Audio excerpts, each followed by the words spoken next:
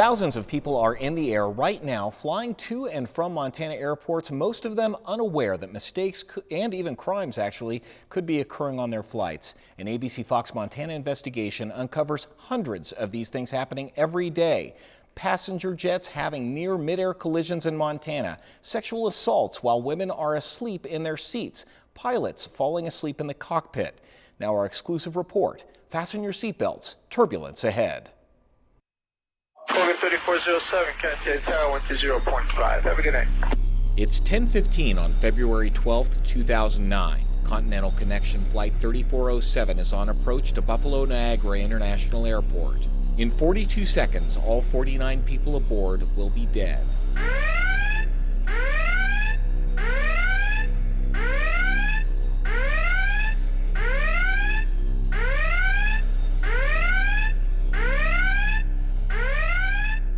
Investigators would list pilot fatigue as one of the contributing factors to the crash, prompting Congress to call on the FAA to overhaul its pilot fatigue regulations. But the issue of pilot fatigue should not have been a mystery to the FAA. 40 years ago, it set up a confidential reporting system through the NASA Ames Research Center near San Francisco. Pilots, air traffic controllers, flight attendants, and others involved in the aviation industry submit reports to the ASRS when they are involved in or observe an incident in which safety may have been compromised. Without it, we have a whole layer of information we probably would never hear about because people are afraid to talk. My name's Dave Winter. We tried speaking to several pilots about these issues, but none would agree to talk with us, stating that they are afraid of retribution from their employers. I wish I could help you. But pilots did report to NASA Ames. In the last 20 years alone, there have been more than 1,000 reports to ASRS related to fatigue. Some of them are from pilots like this one from a Los Angeles-based 727 first officer. I apparently fell asleep for perhaps a minute or two. When I awoke, I saw that the other two pilots were both asleep. Or this one from a captain en route from Seattle to Minneapolis as he was flying over Montana. 1.5 to 2 hours out of MSP, started nodding off to sleep, looked over to find the first officer asleep also.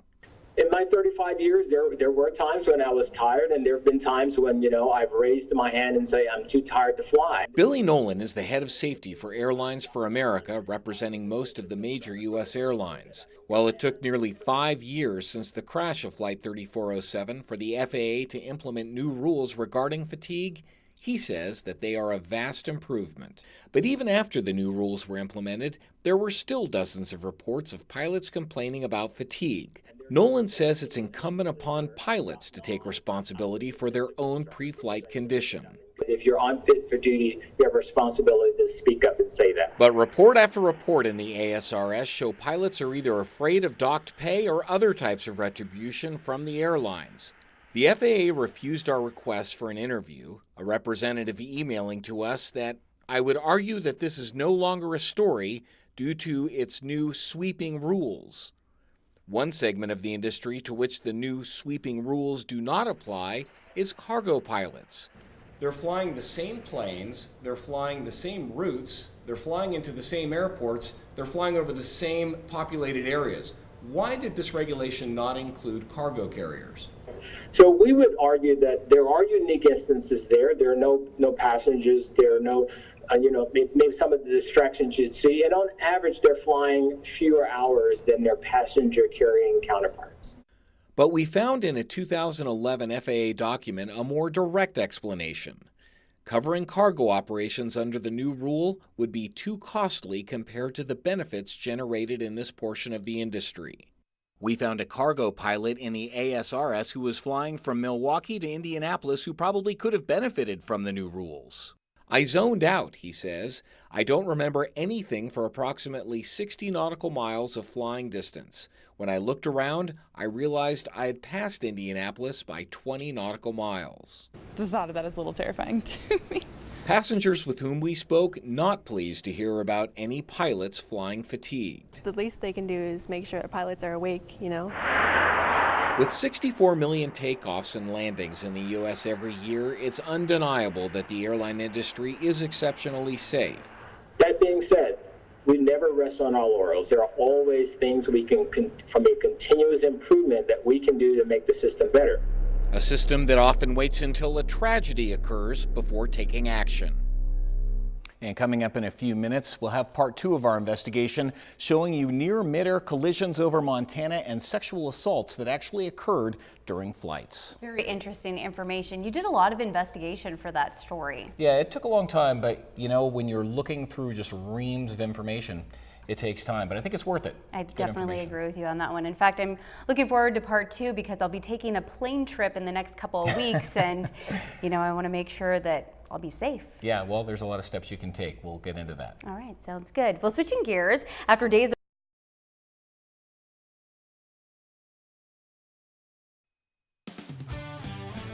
You're watching Fox Montana, local news at 9, your local news leader. And now for the second part of our special investigative report. Fasten your seatbelts, turbulence ahead. The commercial airline industry is a finely tuned machine. On any given day, more than 87,000 flights are in the skies above the United States. A third of them are commercial flights that go off without a hitch. And we enjoy one of the safest times in commercial modern aviation.